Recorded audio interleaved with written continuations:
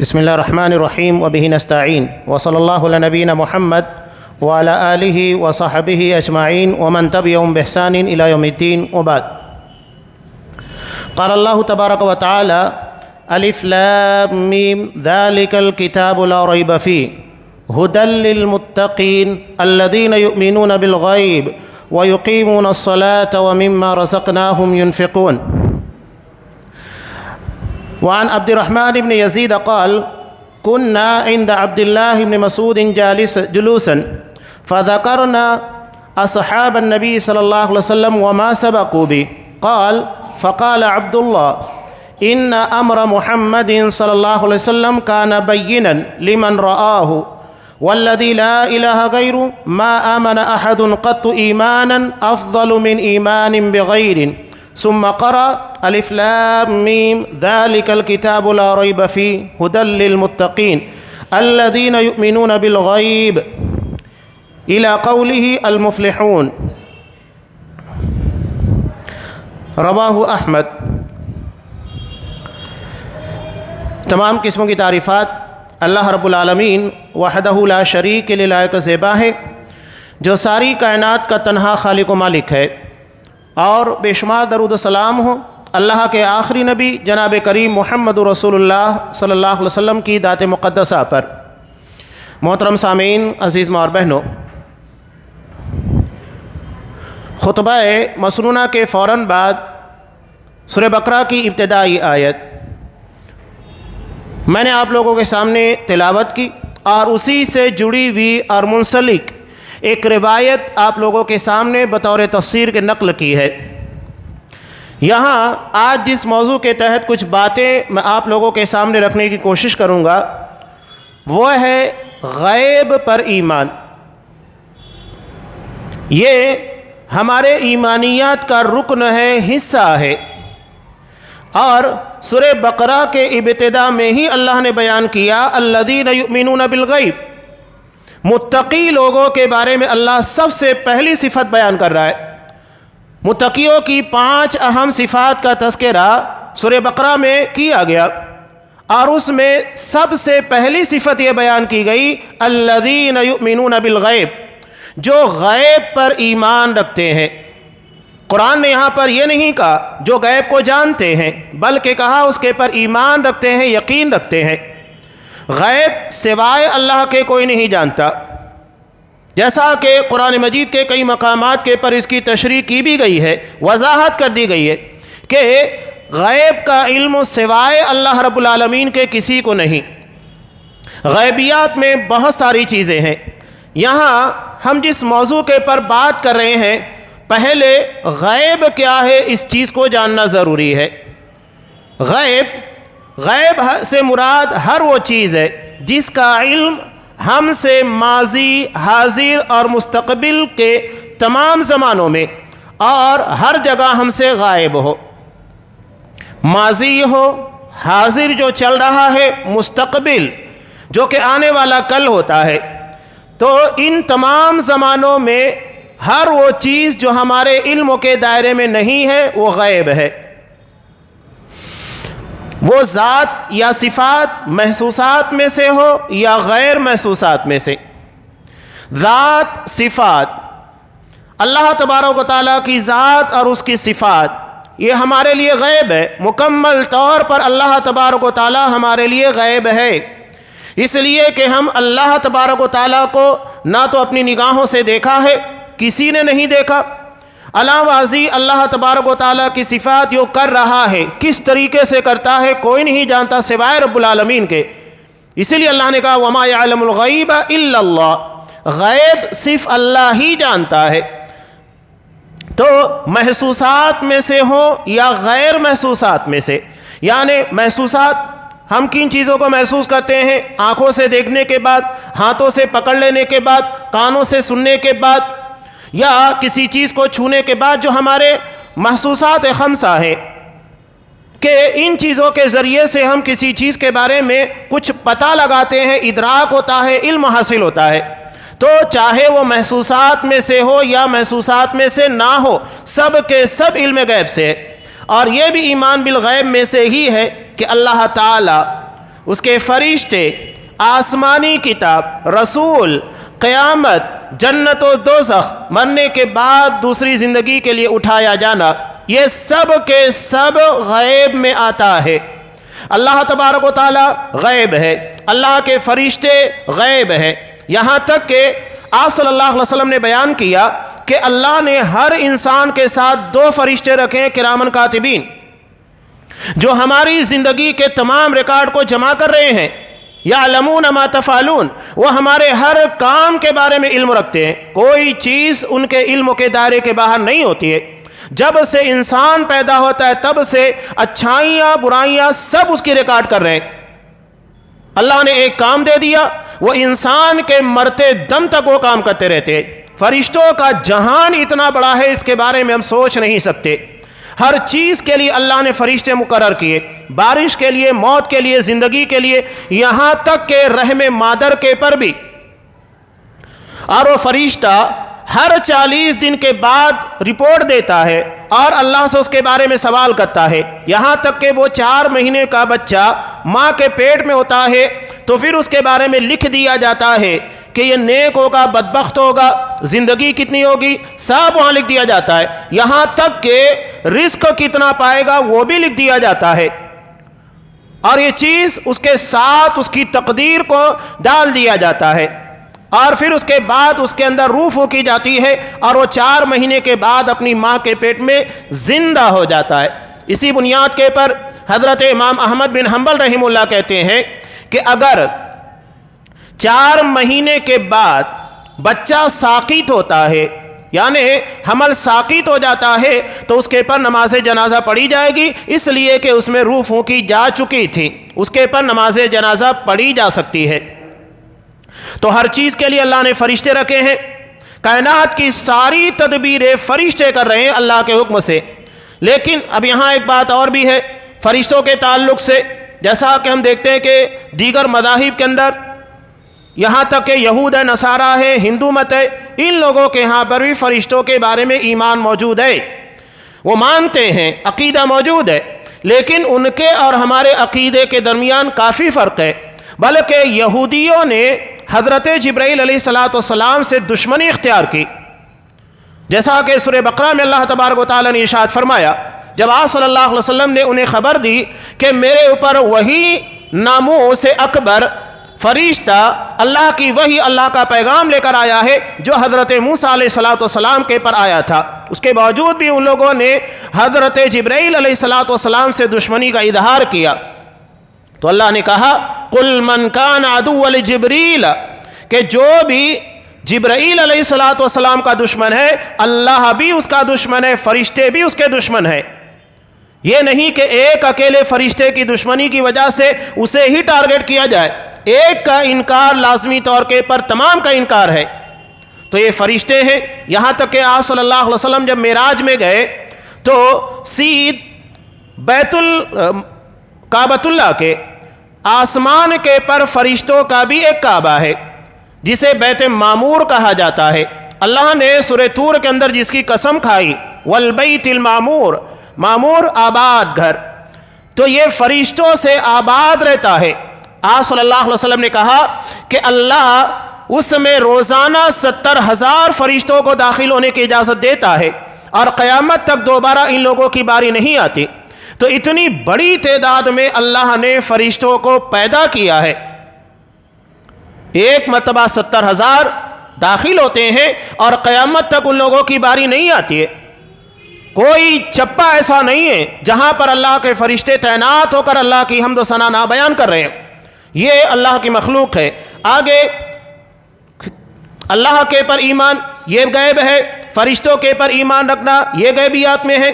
آسمانی کتاب، اس کے پر ایمان و یقین رکھنا یہ بھی غیبیات میں سے، اس لیے کہ ہم میں سے بلکہ اصحاب کرام کے سامنے قرآن مجید کی وحی نازل ہوتی تھی، لیکن کسی صحابی کو نہیں پتہ لگتا تھا کہ آپ صلی اللہ علیہ وسلم کے پر کیا نازل ہوا۔ وحی کا مطلب ہی ہوتا ہے اعلام الشیء بخفیہ، خفیہ طریقے سے کسی بات کی اطلاع دینا کہ کسی کو کانوں کان خبر نہ لگے۔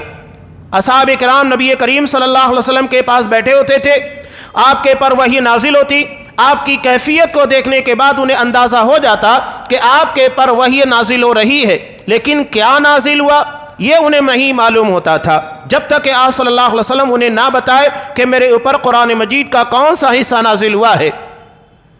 تو یہ غیب ہے جسے ہم اپنے محسوسات میں بھی نہیں لا سکتے اور غیر محسوس طریقے سے بھی ان چیزوں کے بارے میں علم حاصل نہیں کر سکتے۔ علاوہ ازیں اللہ کے جتنے بھی رسول ہیں یہ سب کے سب غیب ہیں، اس لیے کہ یہ ماضی کی باتیں ہیں۔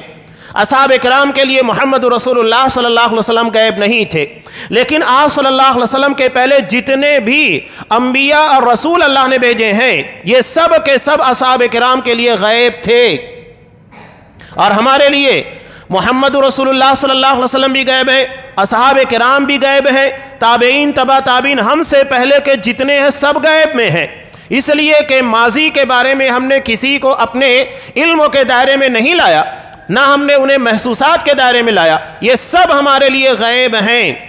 علاوہ ازیں روز قیامت تو سبھی کے لیے غیب ہے، محمد رسول اللہ صلی اللہ علیہ وسلم کے لیے بھی اور تمام انبیاء، تمام صحابہ اور تمام مسلمانوں کے لیے، اس کے بارے میں کوئی نہیں جانتا، یہاں تک کہ جب ایک صحابی آپ صلی اللہ علیہ وسلم کے پاس ہے، جیسا کہ بخاری کی روایت میں ہے، آپ صلی اللہ علیہ وسلم سے سوال کیا کہ اللہ کا رسول متی الساعۃ قائمہ، قیامت کب قائم ہوگی؟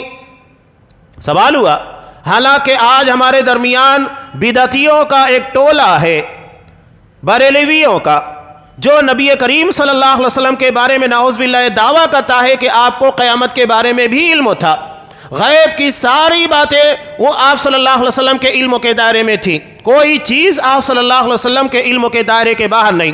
وہ یہاں تک کہ دعویٰ کرتے ہیں ما کان وما یکون، یعنی آپ صلی اللہ علیہ وسلم سے پہلے جو کچھ ہوا اور آپ کے بعد قیامت تک جو کچھ ہونے والا ہے یہ سب آپ صلی اللہ علیہ وسلم کو بطور علم غیب کے عطا کر دیا گیا، حالانکہ اس کی کوئی صحیح دلیل موجود نہیں ہے۔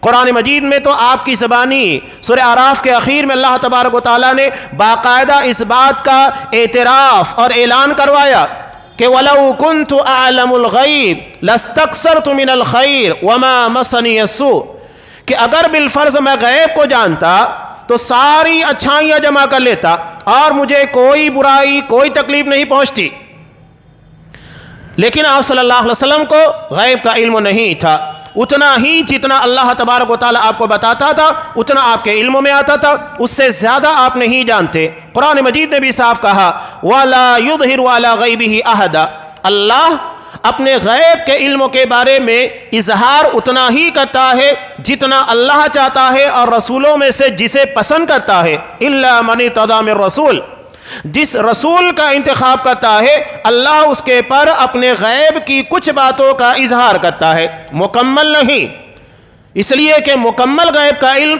صرف اللہ تبارک و تعالیٰ کو ہے، اللہ کے علاوہ کسی کو اس بات کا علم نہیں۔ جتنی باتیں آپ صلی اللہ علیہ وسلم یا کچھ انبیاء کو اللہ نے بتائی یہ صرف اللہ نے اتنی ہی بتائی، نہ کہ مکمل غیب کا علم عطا کیا گیا۔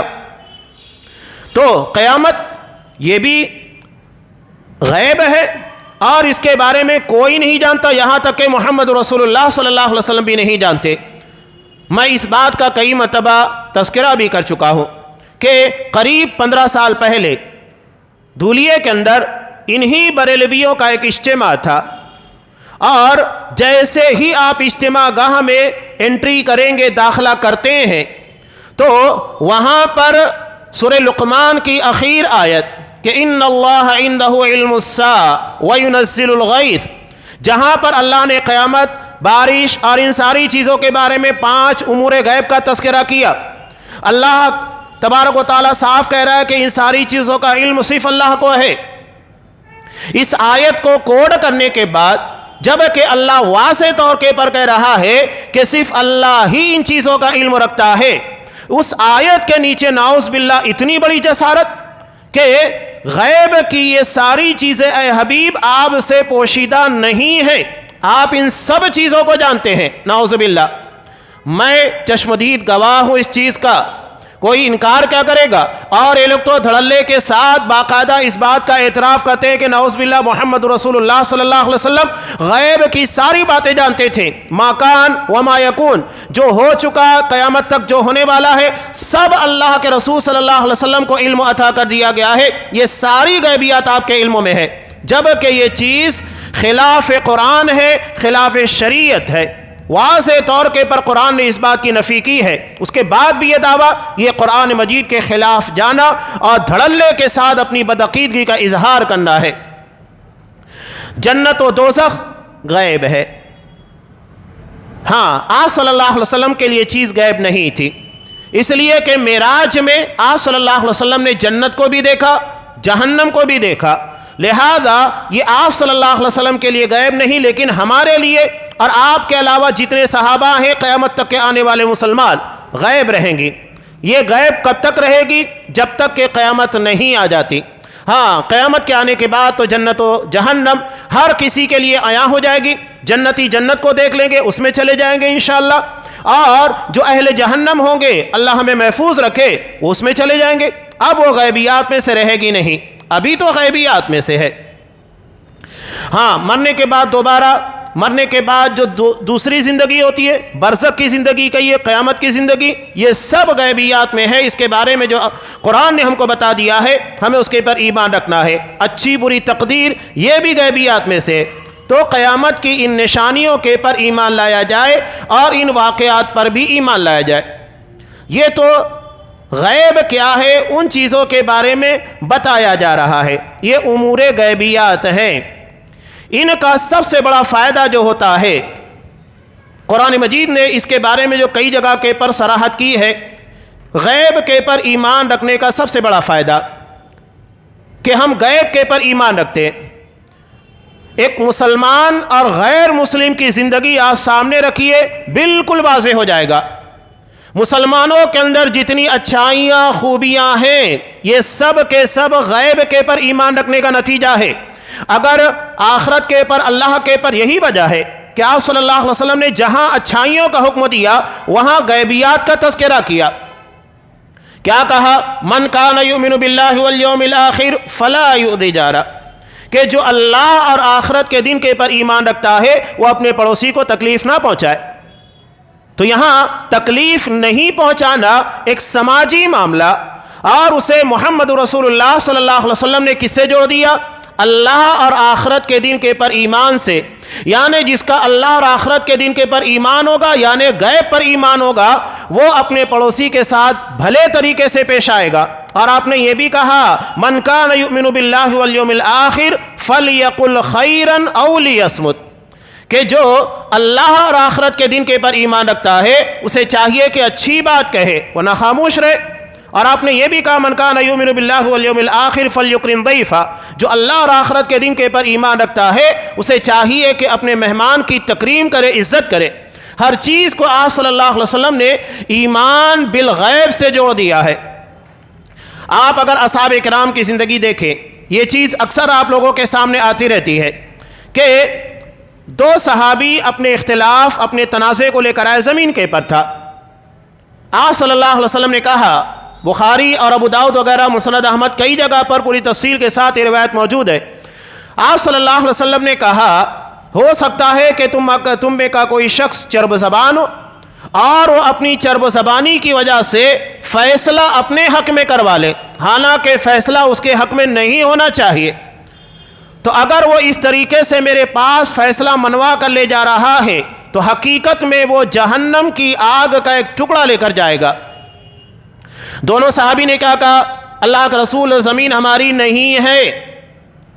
یعنی غیب کے پر ایمان کا تقاضا یہ ہے کہ انسان اپنے اختلافات اور اپنے جھگڑوں کو ختم کرتا ہے. جتنا مضبوط عقیدہ ہوگا انسانی زندگی کے اندر اتنی اچھائیاں پیدا ہوگی. اصحاب کرام کے درمیان اختلافات نہیں تھے، برائیاں نہیں تھی. اس کی وجہ یہ تھی کہ غیب کے پر ایمان انتہائی پختہ تھا، اور یہ جتنا پختہ ہوگا اتنا زیادہ انسانی زندگی کے اندر اچھائیاں پیدا ہوگی. آپ اکثر سنا کرتے ہیں حضرت ابو طلحہ انصاری رضی اللہ تعالیٰ عنہ، امام بخاری رحمۃ اللہ علیہ نے جسے سورہ حشر کی تفسیر کے اندر نقل کیا، کہ آپ صلی اللہ علیہ وسلم کے پاس جب ایک مہمان آیا، آپ کے 9 بیویوں کے گھروں میں سوائے پانی کے کچھ نہیں تھا، تب آپ صلی اللہ علیہ وسلم نے کہا کون ہے جو ان کی مہمان نوازی کرے گا؟ تو حضرت ابو طلحہ انصاری رضی اللہ تعالیٰ عنہ کھڑے ہوئے کہا کہ اللہ کے رسول مہمان کو میرے حوالے کیجئے گا، میں لے جا کر اس کی مہمان نوازی کرتا ہوں۔ گھر پر جانے کے بعد پتہ لگا کہ ایک آدمی ہی کھانا کھا سکتا، اتنا کھانا ہمارے پاس موجود ہے۔ چنانچہ انہوں نے اپنی بیوی سے کہا مہمان جب آئے تو چراغ میں تیل ڈالنے کے بہانے اسے لے جانا، مہمان اچھے طریقے سے اندھیرے کی وجہ سے کھانا کھا لے گا، میں اپنا ہاتھ روک لوں گا۔ ویسا ہی کیا، اپنے بچوں کو بھوکا رکھا، بیوی بھی بھوکی تھی اور خود یہ بھوکے تھے۔ اتنی بڑی نیکی کو انہوں نے چھپایا، کسی کو بتایا نہیں کہ میں نے کتنا بڑا کام کیا ہے۔ یہی بہت بڑا فرق ہے اصحاب کرام اور ہمارے درمیان، کہ اصحاب کرام اپنی نیکیوں کو چھپاتے تھے، جبکہ ہم جو نیکی اللہ بہتر جانتا ہے کہ وہ نیکی اللہ کے ہاں قبول ہوئی کہ نہیں ہوئی، ہم اظہار کرتے ہیں، بتانے کی کوشش کرتے ہیں کام میں نے کیا ہے، یہ میری وجہ سے ہوا ہے، یہ میرے مشورے سے ہوا ہے۔ یعنی ہم دراصل آخرت نہیں بلکہ دنیا کے طالب ہوتے ہیں۔ اسی لیے قرآن مجید نے بیان کیا کہ یہ لوگ دنیا کے طلبگار ہیں۔ آگے یہ چیزیں تفصیل کے ساتھ آ بھی رہی ہے۔ تو یہ کس بنیاد کے پر پیدا ہوا؟ قرآن مجید کی آیت نازل بھی وَيُؤْثِرُونَ عَلَىٰ أَنفُسِهِمْ وَلَوْ كَانَ بِهِمْ خَصَاصَةٌ، وہ اپنی ذات کے پر دوسروں کو ترجیح دیتے ہیں حالانکہ خود اس کے زیادہ محتاج ہوتے ہیں۔ اگر قرآن مجید کی آیت نازل نہیں ہوتی تو حضرت ابو طلحہ انصاری رضی اللہ تعالیٰ عنہ نے جو خدمت انجام دی تھی وہ لوگوں کے سامنے نہیں آتی، وہ لوگوں کو نہیں بتاتے کہ میں نے کیا کیا ہے، اسے چھپا لے گئے۔ اور یہی چیز اگر ہمارے اندر پیدا ہو جائے، نیکیوں کو چھپانے کا جذبہ، تاکہ ہماری نیکیاں صرف آخرت کے لیے، اللہ کے لیے رہے، یہی تو غیبیات کا تقاضا ہے۔ حضرت عائشہ رضی اللہ تعالیٰ عنہ کے تعلق سے امام مسلم رحمۃ اللہ علیہ نے ایک روایت کو نقل کیا۔ یہ کہتی ہیں کہ ایک بھکارن اپنی 2 بچیوں کو لے کر میرے پاس کچھ مانگنے کے لیے آئے، گھر میں کچھ نہیں تھا سوائے 3 کھجوروں کے، تو میں نے وہ 3 کے 3 کھجوریں اٹھائیں اور اس مانگنے والے کے حوالے کر دیا۔ یہ ترجیحات کہاں سے پیدا ہو رہی ہے؟ گھر میں کچھ نہیں ہے سوائے 3 کھجوروں کے، حضرت عائشہ رضی اللہ تعالیٰ عنہ نے اپنی ذات کے پر ترجیح دیتے ہوئے انہیں دے دیا۔ یہ واقعہ آپ نے پڑھا؟ حضرت عائشہ رضی اللہ تعالیٰ عنہ کہتی ہے کہ اس ماں نے اپنی دونوں بچیوں کو ایک ایک کھجور دی اور ایک کھجور خود کھانا چاہتی تھی، بچیاں بہت زیادہ بھوکی تھی، چنانچہ دونوں بچیوں نے اپنی کھجور کھا کر ماں سے اس ایک کھجور کا بھی مطالبہ کر لیا جسے وہ کھانا چاہتی تھی۔ اب بچیوں کو کیا پتہ، نادان ہے کہ ماں کو بھی بھوک لگی ہے، اسے بھی کھانے کی ضرورت ہے۔ بچیوں نے مطالبہ کر لیا، ماں ہوتی ہے، اور اس نے اپنے ممتا کے جذبے کے تحت اس ایک کھجور کو 2 حصوں میں تقسیم کیا اور دونوں بچیوں کو دے دیا۔ حضرت عائشہ رضی اللہ تعالیٰ عنہ کہتی ہے فَأَعْجَبَنِي شَأْنُهَا، اس کا یہ معاملہ مجھے تعجب اور حیرت میں ڈال دیا۔ جب آپ صلی اللہ علیہ وسلم آئے تو میں نے اس واقعے کا تذکرہ کیا کہ اللہ کا رسول ایسا واقعہ پیش آیا، اور ایک بھوکی ماں نے اپنی بھوک کے پر اپنی بچیوں کی بھوک کو ترجیح دیتے ہوئے اس ایک کھجور کو بھی ان دونوں کے درمیان تقسیم کر دیا۔ تب آپ صلی اللہ علیہ وسلم نے کہا ان اللہ قد اوجب لها بها الجنہ او اعتقها بها من النار، یقیناً اللہ تبارک و تعالیٰ نے اس کے اس عمل اور اس کے اس جذبے کی وجہ سے اس کے لیے جنت کو واجب کرا دیا ہے یا اس کو جہنم سے نجات دے دی ہے۔ ایک کھجور، آپ صلی اللہ علیہ وسلم نے کہا اتقوا النار ولو بشق تمرہ، کہ جہنم کی آگ سے بچنے کی کوشش کرو، چاہے کھجور کے 2 ٹکڑوں میں سے ایک ٹکڑا تمہیں دینا پڑے۔ آپ دیکھیے کہ وہی ایک کھجور جسے 2 حصوں میں تقسیم کر کے اس ماں نے اپنی بچیوں کے درمیان تقسیم کیا تھا، اللہ نے اس کے لیے نجات کا پروانہ بنا دیا۔ تو اللہ نیکیوں اور خاص طور سے لوگوں کی بخشش کے بہانے ڈھونڈتا ہے کہ میں اپنے بندے کو کس بنیاد کے پر بخش دوں، وہ بہانہ ڈھونڈتا ہے، یہی اس کے رحم و کرم کی دلیل ہے۔ تو یہاں پر بھی آپ دیکھیے ایمان بالغیب، غیب کے پر ایمان کا نتیجہ یہ ہے کہ اپنی ذات کے پر دوسروں کو ترجیح دی جا رہی ہے۔ تو یہ بہت اہم چیزیں ہیں جس کی بنیاد کے پر سمجھ میں آتا ہے کہ غیب ہماری زندگی کے اندر کتنے اثرات رکھتا ہے۔ ساری اچھائیاں اسی غیب کے پر ایمان کے نتیجے میں پیش آتی ہیں، اور ساری برائیاں ایمان بالغیب کے کمزور ہونے کے نتیجے میں پیش آتی ہے۔ لہذا ہمیں اس چیز کے پر خصوصی توجہ دینا چاہیے۔ اللہ تبارک و تعالیٰ نے جن بستیوں کو ہلاک کیا، آپ جب سورہ اعراف پڑھیں گے اس میں 5 بستیوں کا تذکرہ ہے۔ حضرت نوح علیہ السلام، اس کے بعد قوم عاد ہے، قوم سمود ہے، قوم صالح ہے، اور حضرت شعیب علیہ السلام کی قوم۔ ان 5 قوموں کی ہلاکت اور بربادی کا تذکرہ اللہ نے کیا، اور تذکرہ کرنے کے بعد اللہ نے کیا کہا؟ وَلَوْ أَنَّ أَهْلَ الْقُرَىٰ آمَنُوا وَاتَّقَوْا، اگر یہ بستی والے ایمان لے کر آتے، ایمان بالغیب ہوتا، اللہ کے پر، فرشتوں کے پر، اللہ کی نازل کردہ کتابوں کے پر، رسولوں کے پر جو ایمانیات کے تقاضے ہیں، تو نتیجہ کیا ہوتا؟ لَفَتَحْنَا عَلَيْهِمْ بَرَكَاتٍ مِّنَ السَّمَاءِ، ہم آسمان سے ان لوگوں کے لیے برکت کے دروازے کھول دیتے، یعنی اتنی بہترین بارش برساتے جو ان کی رزق اور ان کی معیشت کے لیے انتہائی سازگار ہوتی۔ اللہ کہہ رہا ہے لَفَتَحْنَا عَلَيْهِمْ بَرَكَاتٍ مِّنَ السَّمَاءِ وَالْأَرْضِ، اور ہم زمین کے خزانوں کو بھی، برکتوں کو بھی ان کے سامنے کھول دیتے، یہ اللہ کا وعدہ ہے۔ لیکن ایمان بالغیب نہ ہونے کے نتیجے میں کیا ہوا؟ دنیا میں تباہ برباد ہو گئے، اللہ کا عذاب آیا، اور آخرت کا عذاب اس سے کہیں زیادہ سنگین اور کہیں زیادہ خطرناک ہوگا۔ دوسری جگہ اللہ تبارک و تعالیٰ نے ارشاد فرمایا کہ وَمَن يَتَّقِ اللَّهَ يَجْعَل لَّهُ مَخْرَجًا، کہ جو اللہ کا تقوی اختیار کرے گا، اللہ سے ڈرے گا، اللہ اس کے لیے مشکلات سے بچنے کا راستہ پیدا کرے گا۔ سورہ طلاق کی آیت ہے، یہاں پر خاص طور سے ان عورتوں کے بارے میں ہے جنہیں طلاق دے دیا جاتا ہے، یا تو پھر جن کے شوہروں کا انتقال ہو جاتا ہے۔ طلاق کا مسئلہ جاری ہے۔ اب طلاق کے دیے جانے کے بعد ایک عورت کے لیے رزق بہت بڑا مسئلہ بن جاتا ہے کہ ٹھیک ہے وہ رہنے سہنے کے لیے اپنے بھائی یا تو اپنے ماں باپ کے یہاں چلی جائے، لیکن کھانے اور کمانے کے لیے رزق کا ایک بڑا مسئلہ جو کہ اس کے شوہر کے ساتھ جڑا ہوا تھا۔ چنانچہ یہاں اللہ تبارک و تعالیٰ نے طلاق کے اس معاملے کے اندر عورت کو تسلی دیتے ہوئے کہا کہ وَمَن يَتَّقِ اللَّهَ، اگر تم اللہ کا تقوی اختیار کرو گے تو رزق کا جو مسئلہ تمہارے سامنے ہے، علاوازی، تنہائی کی زندگی، بغیر شوہر کی زندگی ایک عورت کے لیے بہت بہت مشکل ہوتی ہے، تو اللہ ان مشکلات سے نکلنے کا راستہ پیدا کر دے گا۔ اور یہ تقوی کیا ہے، اللہ کا ڈر کیا ہے؟ وہی غیب ہے، اس لیے کہ اللہ کو کسی نے دیکھا نہیں، بن دیکھے اللہ سے ڈرنا، خوف، یہی غیب پر ایمان ہے جو ہماری زندگی کی مشکلات اور ساری پریشانیوں کو دور کرنے کا ذریعہ بنتا ہے۔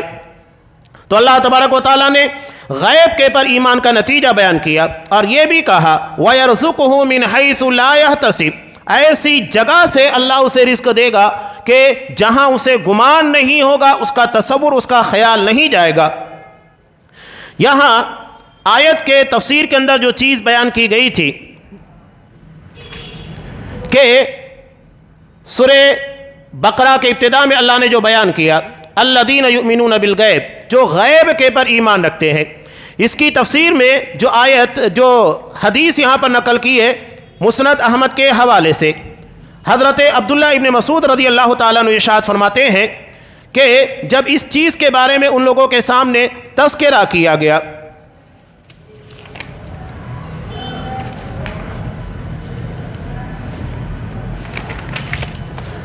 یہ کہتے ہیں حضرت عبد الرحمن ابن یزید رحمہ اللہ کہ ہم حضرت عبداللہ ابن مسعود رضی اللہ تعالیٰ عنہ کے پاس بیٹھے ہوئے تھے، تو ہم نے نبی کریم صلی اللہ علیہ وسلم کے صحابہ کا تذکرہ کیا، وَمَا سَبَقُونَ إِلَيْهِ، اور جو صحابہ پہلے گزر چکے تھے ان لوگوں کے بارے میں سبقت لے جانے والے ان لوگوں کا تذکرہ کر رہے تھے کہ حضرت عبداللہ ابن مسعود رضی اللہ تعالیٰ عنہ نے فرمایا کہ حضرت محمد صلی اللہ علیہ وسلم کا دین دیکھنے سننے والے کے لیے بڑا واضح تھا، اور مجھے قسم ہے اس ذات کی جس کے سوا کوئی معبود برحق نہیں، کوئی شخص اس سے افضل و اچھے ایمان والا نہیں ہے جو غیب پر ایمان لایا، سب سے بہترین شخص ہے جو غیب کے پر ایمان لایا۔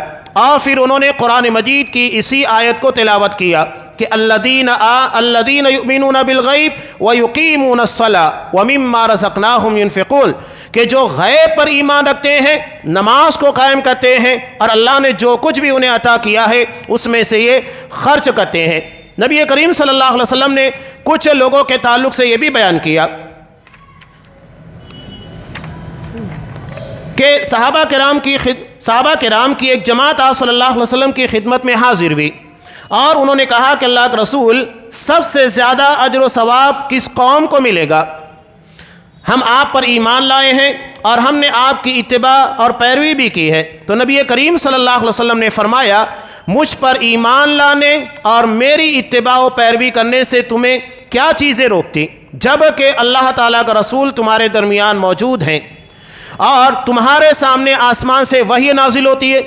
تمہارے بعد ایک قوم آنے والی ہے جن کے سامنے تم لوگوں کے مقابلے میں تمہارے سامنے موجود ہوں، میں ان لوگوں کے سامنے موجود نہیں رہوں گا، اس کے باوجود بھی وہ کتاب پر ایمان لائیں گے اور اس کے پر عمل پیرا ہوں گے۔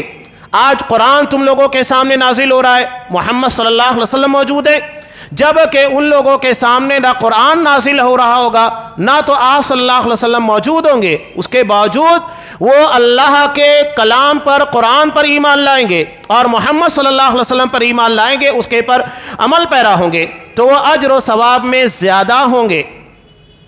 یہاں اس حدیث کے بیان کرنے کا مقصد یہ نہیں ہے کہ اصحاب کرام سے زیادہ اجر والے، فضیلت والے بعد کے مسلمان ہو گئے، ایسا نہیں ہے، جبکہ آپ صلی اللہ علیہ وسلم نے واضح کر دیا ہے کہ خیر القرون قرنی، سب سے بہترین زمانہ میرا ہے، اس کے بعد جو زمانہ ہوگا یعنی تابعین کا، اس کے بعد جو زمانہ ہوگا یعنی تبع تابعین کا۔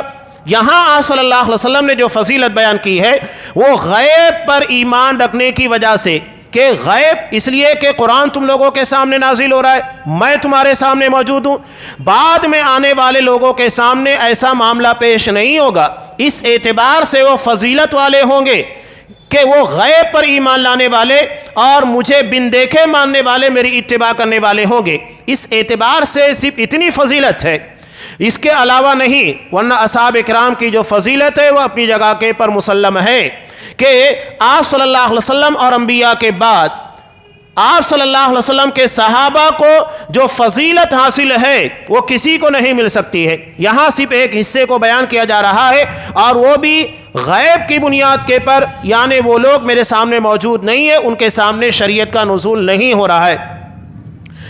تو یہ الذین یؤمنون بالغیب کی تفسیر میں کچھ باتیں تھیں جو یہاں پر رکھی گئی مسند احمد اور تفسیر ابن کثیر کے حوالے سے۔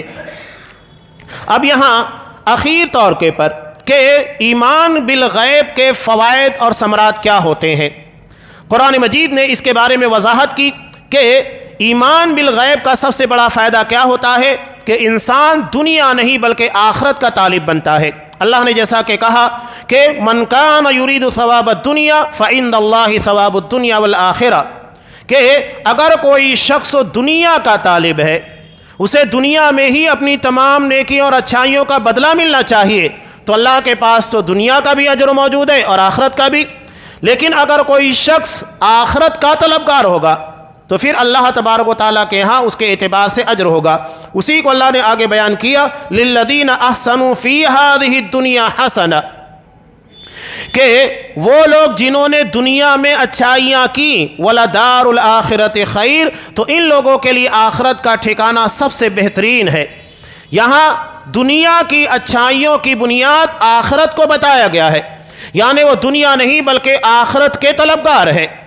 تو قرآن نے اسی چیز کو بیان کیا کہ جو آخرت کی طلب میں دنیا کے اندر محنتیں کرتا ہے، وَلَنِعْمَ دَارُ الْمُتَّقِينَ، تو ایسے متقیوں کے لیے اللہ تبارک و تعالیٰ کے پاس بہترین ٹھکانہ ہے۔ اور آگے اللہ نے دوسری جگہ پر ارشاد فرمایا، وَقُلِ اعْمَلُوا فَسَيَرَ اللَّهُ عَمَلَكُمْ وَرَسُولُهُ وَالْمُؤْمِنُونَ، کہ عمل کرتے رہو، اللہ تمہارا عمل دیکھے گا، رسول دیکھیں گے، مومن بھی دیکھیں گے۔ وَسَتُرَدُّونَ إِلَىٰ عَالِمِ الْغَيْبِ وَالشَّهَادَةِ، ان قریب تم لوگوں کو لوٹایا جائے گا جو غیب اور حاضر دونوں چیزوں کا علم رکھتا ہے، یعنی اللہ تبارک و تعالی، اور پھر فَيُنَبِّئُكُم بِمَا كُنتُمْ تَعْمَلُونَ، وہاں پر تمہیں تمہارا اجر دیا جائے گا، اور آخرت کا یہ اجر سب سے زیادہ عظیم ہوگا۔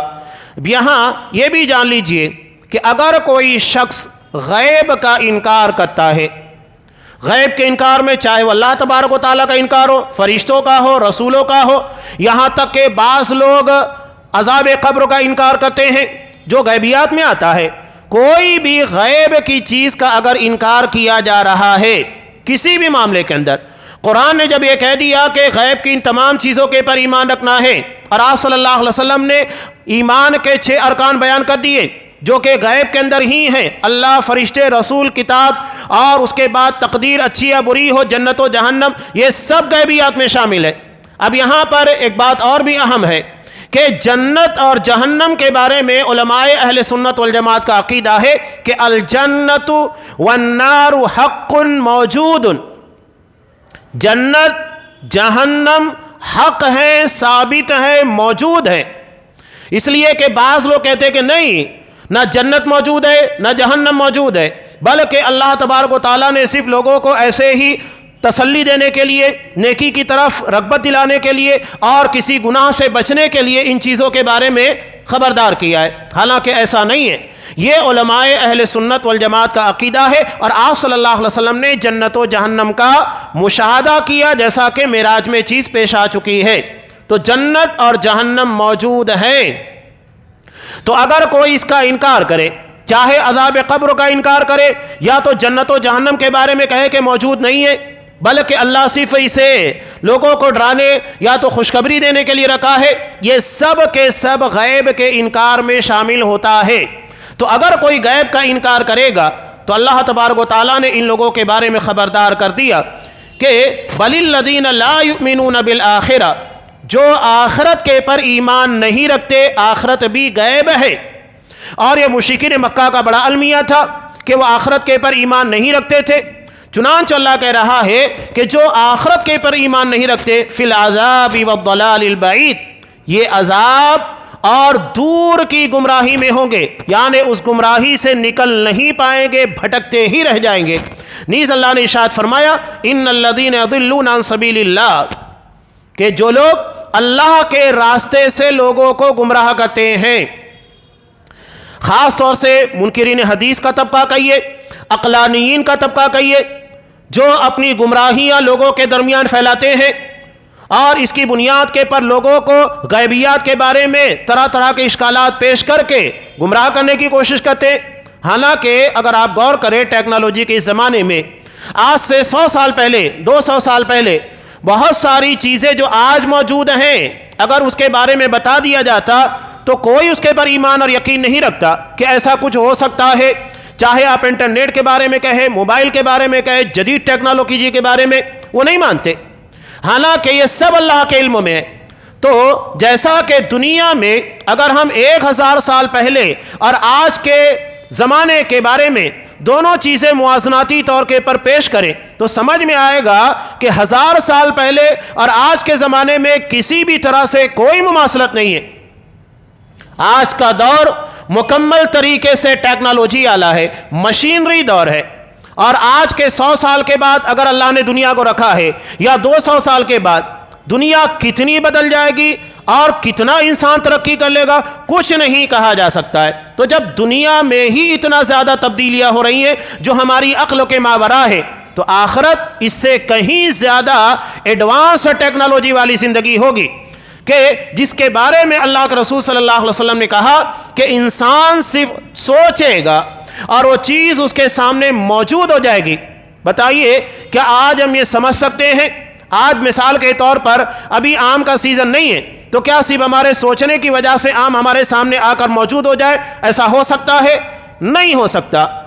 بلکہ اگر ہمیں کھانا بھی بنانا ہے، سارے اسباب موجود ہیں، ہم یہ چاہیں کہ ڈش ہمارے سامنے آئے تو صرف سوچنے کی بنیاد کے پر نہیں آئے گی، ایک وقت لگے گا، آدھا گھنٹہ 1 گھنٹہ، اس کے بعد وہ تیار ہوگی۔ لیکن جنت کی ٹیکنالوجی کے بارے میں آپ نے کہا کہ وہ صرف سوچنے کے اوپر ساری چیزیں اویلیبل کر دی جائے گی، بہت ایڈوانس ہوگی۔ تو لہذا ان چیزوں کے بارے میں لوگ یہ نہ سمجھے کہ آخرت میں یہ جو سب چیزیں ہونے والی ہے جب دنیا میں اتنی زیادہ تفاوت ہے، 100 سال 200 سال کے بعد اس قدر تبدیلیاں واقع ہو رہی ہیں، تو آخرت اس سے کہیں زیادہ ایڈوانس ٹیکنالوجی والی ہوگی. ہم اس کا انکار نہیں کر سکتے. جب دنیا میں انکار نہیں کیا جا سکتا تو آخرت کے بارے میں سوچا نہیں جا سکتا. تو اللہ تبارک و تعالیٰ نے کہا ان الذین یضلون عن سبیل اللہ، جو اللہ کے راستے سے لوگوں کو گمراہ کرتے ہیں، لہم عذاب شدید بما نسوا یوم الحساب، ان لوگوں کے لیے شدید عذاب ہوگا. کس بنیاد کے پر؟ آخرت کو بھلا بیٹھنے کی وجہ سے. یہ ساری بنیاد آخرت کو بھلانے کی وجہ سے ہے. آج لوگ دیکھیے سائنس اور ٹیکنالوجی یہ صرف مادیت کی چیزوں کے پر دھیان دیتے ہیں. جو چیز ان لوگوں کے تجربے میں مشاہدے میں آتی ہے اسے مانتے ہیں، جو نہیں آتی ہے اس کو نہیں مانتے. نہ یہ فرشتوں کو مانتے ہیں، نہ تو جن اور شیاطین کو مانتے ہیں، جبکہ یہ سب غیبیات ہے. ان سب چیزوں کو ماننا ہے، اور آخرت تو بہت دور کی بات ہے جس کے بارے میں سوچتے ہی نہیں. تو یہ ساری خرابیاں آخرت کے بارے میں یقین اور عقیدہ نہ رکھنے کی وجہ سے ہے. اس لیے آپ دیکھیے کہ آپ صلی اللہ علیہ وسلم کی حدیثیں جہاں بھی آتی ہیں ہمارے معاملات ہماری دنیا کی، وہاں اللہ اور آخرت کے پر ایمان کا تذکرہ ہوتا ہے. ہمارے درمیان چاہے مسلکی اختلافات ہو، عقیدے کا اختلاف، کوئی بھی اختلاف، قرآن مجید نے کیا کہا؟ سورہ نساء کی مشہور آیت فَإِن تَنَازَعْتُمْ فِي شَيْءٍ فَرُدُّوهُ إِلَى اللَّهِ وَالرَّسُولِ، کہ اگر تمہارے درمیان کسی بھی قسم کا کوئی بھی تنازع ہو، چاہے وہ مسلکی اعتبار سے ہو، عقل کی بنیاد کے پر کوئی چیز نہیں مان رہا ہے کوئی شخص، جیسا کہ منکرین حدیث ہے، یا تو ایسے لوگ جو کہ مخصوص چیزوں کا انکار کرتے ہیں، عذاب قبر کا، یہ ساری چیزوں کے بارے میں انکار کرنے والے، کوئی بھی تنازع ہو، قرآن مجید کیا کہتا ہے؟ اسے اللہ اور اس کے رسول کی طرف لوٹاؤ. اس کے بعد اللہ نے کیا کہا؟ ان کنتم تؤمنون باللہ والیوم الآخر، اگر تم اللہ اور آخرت کے دن کے پر ایمان رکھتے ہو. یہاں پر بھی دیکھیے غیبیات کا تذکرہ ہے. جب تک غیب سے ہمارا کنیکشن، ہمارا ایمان و یقین مضبوط نہیں ہوگا، ہمارے معاملات زندگی ٹھیک نہیں ہو سکتے. یہ سارے خیر کا سرچشمہ ہے اور ہر قسم کی برائیوں سے بچنے کا ذریعہ بھی ہے. لہذا جب اللہ نے متقیوں کا تذکرہ کیا تو سب سے پہلے یہ بیان کیا الذین یؤمنون بالغیب، جو غیب کے پر ایمان رکھتے ہیں. یہ عقیدہ جتنا پختہ ہوگا، اور وہی چیز ہمیں رمضان المبارک میں روزوں کے ذریعے پختہ کرائی جاتی ہے، تازہ کرائی جاتی ہے. ہم اللہ کو دیکھے نہیں لیکن اندیکھے ان تمام چیزوں سے رک جاتے ہیں جو اللہ نے ہمیں عام دنوں کے اندر حلال رکھی ہے. یہ غیب کے پر ایمان کو مضبوط کیا جاتا ہے، پختہ کیا جاتا ہے. اور عام احادیث کے اندر قرآن مجید کی آیات میں بھی اسی عقیدے کو مضبوطی اور پختگی عطا کی جاتی ہے. تو یہ کچھ اہم باتیں تھیں غیب کے پر ایمان سے متعلق. یہ سارے خیر کا چشمہ ہے، لہذا اس کے بارے میں ہمیں توجہ دینا چاہیے. یہ جتنا پختہ ہوگا ہمارے اندر اتنی اچھائیاں پیدا ہوگی، اور یہ جتنا کمزور ہوتا جائے گا سمجھ لیجیے اتنی خرابیاں ہمارے اندر پیدا ہوتی جائے گی. اللہ تبارک و تعالیٰ سے دعا ہے کہ پروردگار غیب کے پر جیسا ایمان و یقین رکھنا چاہیے ہمیں ویسا ایمان اور یقین عطا فرما، اور اس کی بنیاد کے پر جو اچھائیاں اور جو خوبیاں ہمارے کردار ہمارے معاملات کے اندر پیدا ہونی چاہیے ان ساری خوبی اور اچھائیوں سے ہمیں سرفراز فرما، اور اس کی بنیاد کے پر خرابی، برائی اور جتنی معصیات ہو سکتے جو اس کے تقاضے ہیں کہ اس کی بنیاد کے پر بندہ ان سے رک جائے، اللہ ہمیں ان ساری برائیوں سے اور ساری معصیات سے محفوظ رہنے کی توفیق دے. آمین. وآخر دعوانا ان الحمد للہ رب العالمین.